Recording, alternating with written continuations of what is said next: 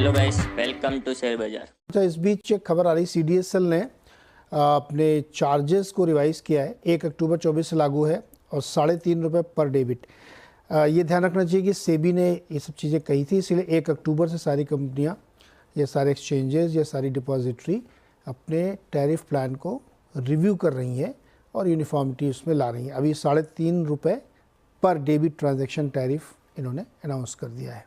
आपको याद होगा 2 दिन पहले MCX ने अपने जो ऑप्शन है उसके ट्रांजैक्शन चार्जेस में रिवीजन करके उसको इक्वलाइज किया था। तो ये उसी दिशा में है, क्योंकि 1 अक्टूबर से सब लागू होने हैं। अगला सवाल अविनाश का इंदौर से हमारे साथ जुड़ रहे हैं। अविनाश जी नमस्कार, सवाल पूछिए। हाँ, good morning sir. Good morning. मैं CNBC का रेगुलर कस्टमर हूँ। मेरा सवाल ये है कि मैं कोचिन शिपयार्ड के 36 शेयर, एवरेज उसका है 1895 रुपए का लेके रखे हैं। आज मेरा लगभग 6700 रुपए के करीब मेरा नुकसान हो रहा है। तो इस ट्रेड में बने रहना चाहिए या एवरेज करने के लिए और शेयर बाय करना चाहिए? राजेश जी, 2 सवाल हैं। एक तो इसमें बने रहना चाहिए क्या और फ़ायदा होगा कि नहीं होगा, और दूसरा सवाल है कि अगर प्राइस नीचे आ ही गया है तो क्या एवरेज किया जा सकता है इसको? बिल्कुल बिल्कुल नीरज जी, बिल्कुल एवरेज करना चाहिए। देखिए, आज नहीं चल रहा है जनरली। ओवरऑल अगर ये थीम ही देखें, आप कोचिन शिपयार्ड देखें, प्रीमियर एक्सप्लोजिव्स देखें, BL देखें, थोड़े सब सब थोड़े सबड्यूड है। और वो सबड्यूड होना भी अच्छी बात है। मेरे हिसाब से ये तैयारी हो रही है एक नई रैली के लिए, लेकिन फिलहाल तो ये करेक्शन में है। तो देखिए, व्यू थोड़ा सा कॉन्ट्रा है। मेरे हिसाब से ये जो 1600 का लेवल है इसके लिए इम्पोर्टेंट है। मुझे लगता है लास्ट वीक टाइम भी हमारी बात हुई थी, किसी गेस्ट का एक इंटरेस्ट था इसमें भी। तो देखिए, 1600 के नीचे नहीं जाएगा। 1600 इसका 200 DMA का लेवल है। तो ऊपरी लेवल से 3000 से जब ये टूट के 1600 हो जाता है, दैट इज रफली अबाउट 50% करेक्शन। तो उसके बाद ये टूटता नहीं है, तो उसके बाद ये रिएक्ट होता है। तो मेरे हिसाब से ये रिएक्ट होने का टाइम है। अगर किसी को ऐड करना है तो 1600 के आसपास थोड़ा थोड़ा करके आप ऐड करिए। मेरे हिसाब से करंट लेवल से जो डाइवर्जेंस बनता है उसका प्रोजेक्टेड टारगेट कम से कम 2200 से 2400 होगा। तो for me it's a buying opportunity, लेकिन buy on dip a safer strategy. Buy on dip not drip की स्ट्रेटजी होनी चाहिए और उसको होल्ड करके चलिए। यहाँ पे एक और सवाल लेते हैं। अनुज कुमार का हमारे साथ जुड़ रहे हैं नवादा बिहार से। अनुज जी नमस्कार, सवाल पूछिए। हाँ सर, हेलो, नमस्कार सर। मैं अनुज कुमार नवादा बिहार से बोल रहा हूँ। मेरा यूको बैंक का शेयर 1000 शेयर है, 52 रुपीज 32 पैसे में। आगे बोलिए। 32 पैसे सर।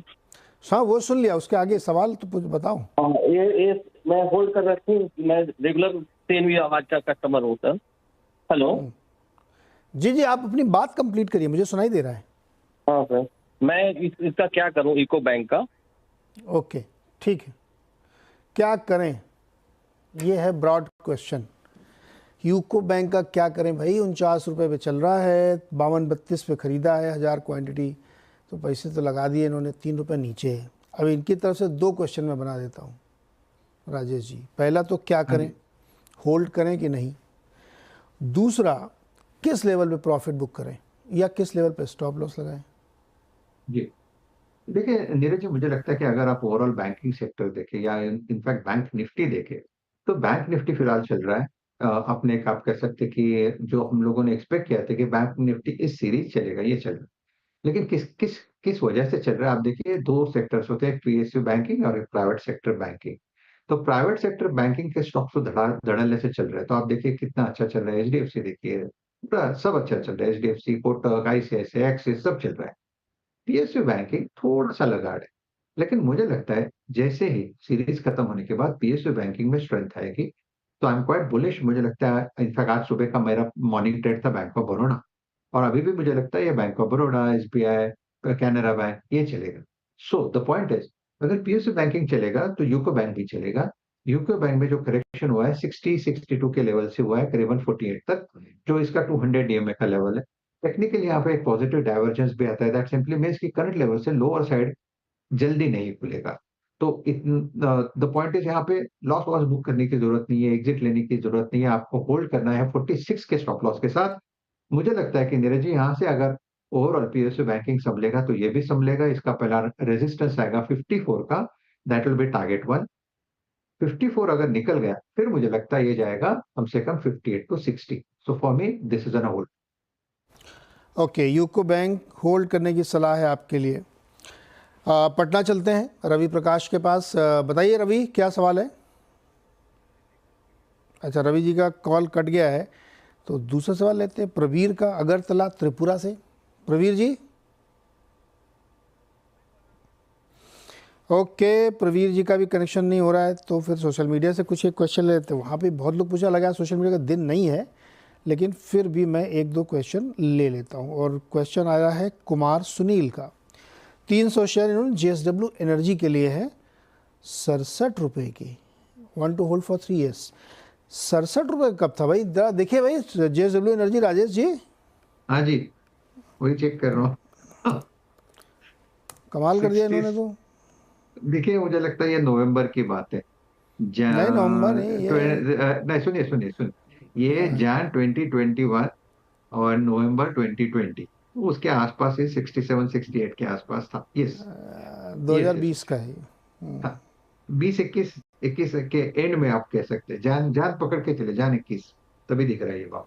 तो देखिए उन्होंने बहुत बढ़िया प्रॉफिट, आप कह सकते हैं बहुत बढ़िया एंट्री ली है। और सबसे बड़ी बात है उन्होंने निकलने की जल्दी नहीं की।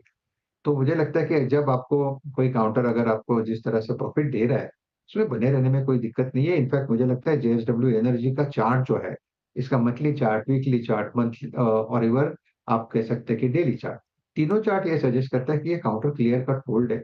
फिलहाल आप बने रहे। If I am not wrong, ये कंसोलिडेशन जो है ये 770 के ऊपर हो रहा है, 770 के ऊपर जो ब्रेकआउट दिया है, इसका नेक्स्ट टारगेट बनेगा करीबन 800 सवा 800 का। मैं थिंक ये आपका टारगेट होगा। अगर 800 सवा 800 पे भी निकलना है तो एक बार हमें फोन करिए, हम यहीं पे बैठे हैं। लेकिन फिलहाल इससे होल्ड, स्टॉप लॉस होगा 740 का। तो JSW एनर्जी होल्ड करिए। पावर सेक्टर में बहुत अच्छी डिमांड है। ये एक सेक्टर है जहाँ पे बिजली की मांग बढ़ती जा रही है दुनिया भर में। एक अंदाज़ा बताता हूँ आपको, बिजली डिमांड कितनी बढ़ रही है।